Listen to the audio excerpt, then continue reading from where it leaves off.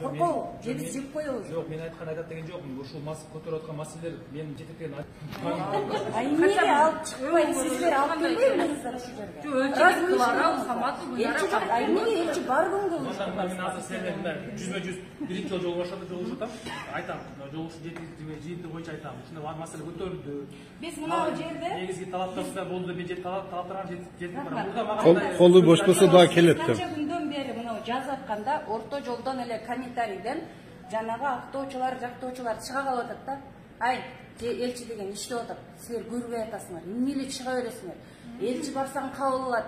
Элчи айырды, макул кабинет түзүп коюптур. Детский комната түзүп коюптур. Окошкалар макул иштесин, рахмат бягы.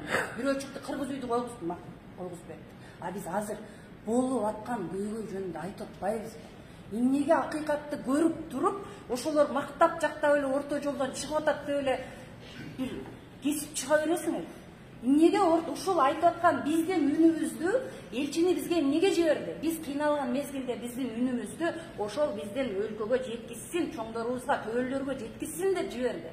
Биз элчи аркылуу бул мамлекеттик деңгээлдеги чечиле турган иш. Бул жөнөкөй чечилбейт. Сиз айткан нерсенин баардыгын биз түшүнүп атабыз. Бул мамлекеттик, эки мамлекеттин чоңдорунун бийлик күчүсүндө чечилиши керек бул маселе. А ошол нерсени элчи биз менен түзмө-түз угуп, сиздин оозуңуз аркылуу эмес, биздин өзүбүздүн оозубуздан угуп туруп, анан көбүрөөк түшүнө эле ошондо. Мен түшүнүп атам, орто жолдон чыккандар, сиз жакшы иштеп атасыз, алар айта берет. Биз айттык, дедик дейсиздер, азыр барасыздар мен билем. Айттык, дедик, болдук. Азыр сиз айткан нерселерди, мына аягында келип азыр айттыңыз. Квартираларга койгулайт деп. Бир үйдөн алды 6-дан, арты 2-ден мигрант бар. Бала чака менен 15-16 адам. Массалык түрдө регистрация чыккан базадан. Азыр базадан регистрация чыгып калгандар, акчасы жок үйдө жаткандар бар. Толтура бар. Түшүнөсүзбү? Мына менин өзүм 1 ай, 2 ай болду, документим жок жүрөм.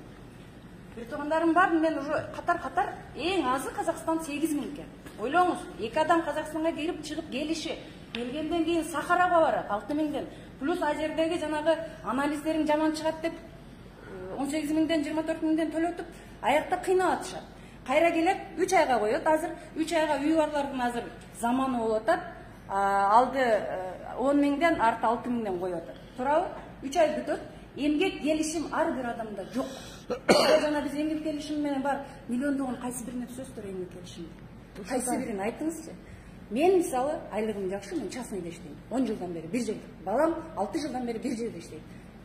Частныйда иштейт. Биз айлыгыбыз жакшы жерде эмне үчүн эмгек келишим жок деп биз чыгып кетишибиз керек. Тирлик керек да мага. Мен жалгызбай энем, балдарым багышым керек. А мен мага окшогон миллион адам бар да, кайсы бирине эмгек келишим түзөсүздөр? Бул болбогон нерсе да. Мына ушундай нерселердин баардыгын элчи биз менен жүзмө-жүз чыгып, үнүбүздү угуп, анан ушул нерсени президентке, тышкы иштер министрлигине, эл өкүлдөрүнө, ошо депутаттарда ушул мигранттар шайлаган. Келишет эртең шайлоодо темселеш, мени шайлап кой, мени шайлап кой деп. Ошолордун дагы милдети ошолорго жеткизиш, биздин жүзмө-жүз угуп, оозубуздан сөздү угуш элчинин милдети. Элчини ушул жерге жетелеп келиш силердин милдетиңер. Силер айлык алып атасыңар. Силер өзүңөр жеткизип койбогула. Бизде бир нерсе бар, бир эле элчи эмес. Любой чоң келсе, жан-жөкөрлөр келет дагы, өзүнүн ишин бүтүрүш үчүн. Кокуй сен шундук иштеп атасың. Сен жакшы иштеп атасың. Айта берет. Өзүнүн ишин бүтүрөт, жалап жуктап, мактап жактап, ошон үчүн биз өнүкпөйбүз. Кошоматчылардын биринчи келген нерсеси, кошоматчылардын силердин айыңардан. Элчи ушул жерде. Эмнеге алып чыкпайсыңар? Коркобу, биз жеп коебузбу? Кече мага кабар кылышты, сен элчиге кирем дедиң, элчи сени жалгыз өзүң кабыл алат dedi. Кайсы убакта келсең кел, мен жалгыз өзүм кабыл алат. Эмнеге булар кабыл албайт? Эмнеге менин жалгыз өзүм кабыл алганын ордуна ушунун алдына чыгып, баардыгынын сөзүн укпайт. 30 жылда да элчи болгон эмеспиз. Мына Кыргызстандан чоңдор келет, дагы бир нерсени айтайын. Эл өкүлдөрү келеби, министрлер келеби, ким келсе эле, ошол уюштурууну ким түзөт, сиздер түзөсүздөр.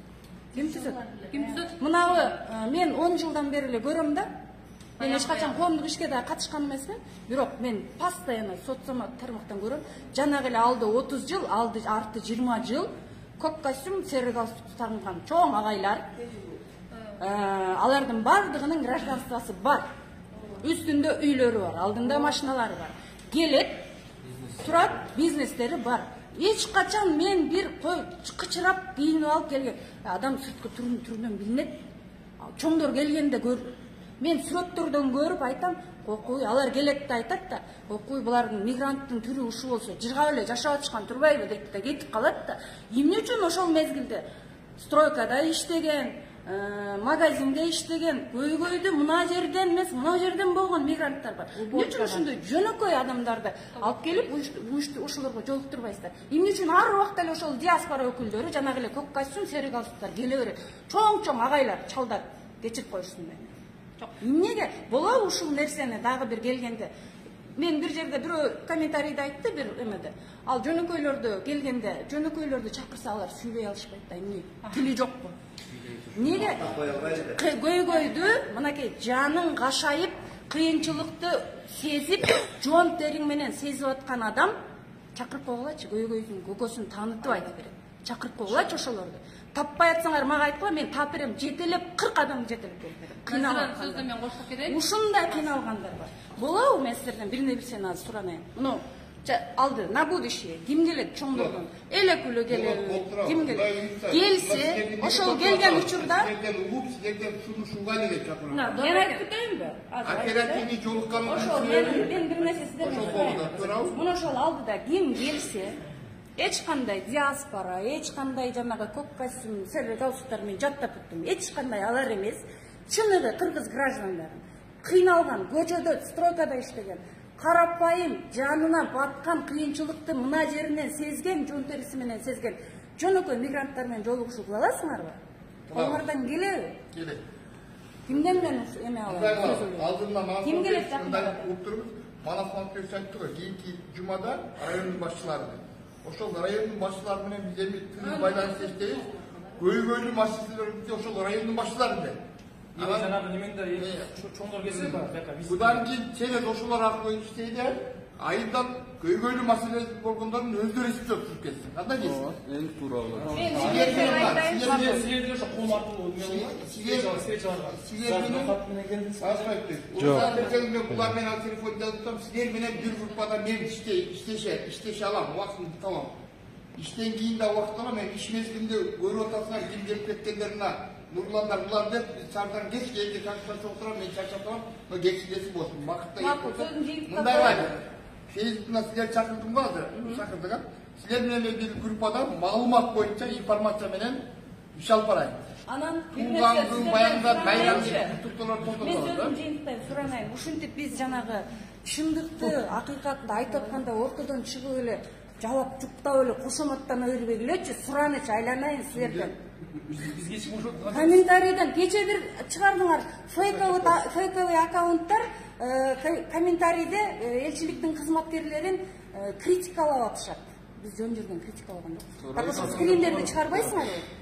Фейковый аккаунттардын скриндерин чыгарып койбойсуңарбы? Жок, биз мага пресс-служба мындай түшүндү, ошол боюнча жооп берип коюп.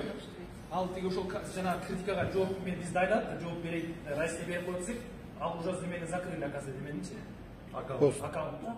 Менин өзүм жыйынтыктайм. Мына бүгүнкү биздин келгенибиз элчини чакырган жоксуңар. Сиздер кече мага айтышты, ушул чыккан адамдар силердин сөзүңөргө ошол боюнча жеткизет экен, биз жооп беребиз деп. Сүйлөшүү жүрүп атат дедиңиз. Сүйлөшүү жүрүп бүткүчөңдү адамдар кыйналып атат. 3-сентябрга чейин чыгып кеткиле деген льгота берген, билесиздер. 3-сентябрдан кийин массалык түрдө депортация болсо эмне болот? Каяка барат? Азыр границага чыгып келеткенге акчасы жок адамдар бар. Канча адамдар чалып атат? Не кылам, каяка барам, барып келгенге акчам жок болуп атат деген адам, алар каяка барат? Макул мен акчам бар экен, мен жасатып алайын. 10 миңге, 20 миңге жасатып алайын. Акчасы жоктор эмне болот? Бул сөз эмизип эле биз сүйлөшүп койдук, болду деген нерсе эмес да. Раз биздин сөзүбүздү жеткизесиздерби? Ушул боюнча иштей албай атат. Сизди кетсин деп атат. Иштей албайбы? Иштей турган элчи келсин ордуна. Жардамчылар иштей албайсыңарбы? Иштей турган жардамчылар келсин. Ар убакта биздикилер кошоматчылар орто жолдон чыга каласыңар, жалап жуктап кокуй, ал шумдук иштеп атат. Сөз тийгизбей, биздин сөзүбүздү иштей алган жок. Эмнеге ушу 4 адамдын алдына чыкпаган эмне деген элчи? Неге жүзмө-жүз көп адам эмес мына? 4-15 адамдын алдына чыга албаган эмне деген элчи? Раз иште эл менен жолугуша албайбы? Элден коркобу? Анда кетсин, иштей турган адамды жиберсин. Биздин сөзүбүздү, биздин азыркы ушул кыйын кырдаалды төптөз президентке, Садыр Жапаровго эл өкүлдөрүнө, тышкы иштер министрлигине жеткире турган түптүз элчинин милдети. Ошон үчүн жиберген. Элчиге менин сөзүмдү ошо боюнча жеткиз, кааласаңыз телефонго тартып жеткизиңиздер. Иштей албай кетсин, иштей турган адам келсин ордуна. Ал сөз эмгизгениңер сүйлөшүп атат, сүйлөшүү болот, чечилет дегичеңде элдер кыйналып атат биякта. Туура. Кыйналып атат. Эмне кылат? Эртең 3-сентябрдан кийин кайка барат адамдар? Кыска убакыттын ичинде жогорку кеңешке, президентке кайрылуу жолдосун. Ошол элчинин милдети. Жеткириңиздер ошол нерсени. Жана неме боюнча сиз айтпайсызбы, айтып жогору жака жетпейт депчи. Жогору жака мен өзүм сизге айтып коеюн. Күн сайын катты жиберебиз. Министрдин атына, президенттин атына. Регистрация боюнча мен акыркы жумада 3 кат жибердим. Даже уже айтып атсыз, күн сайын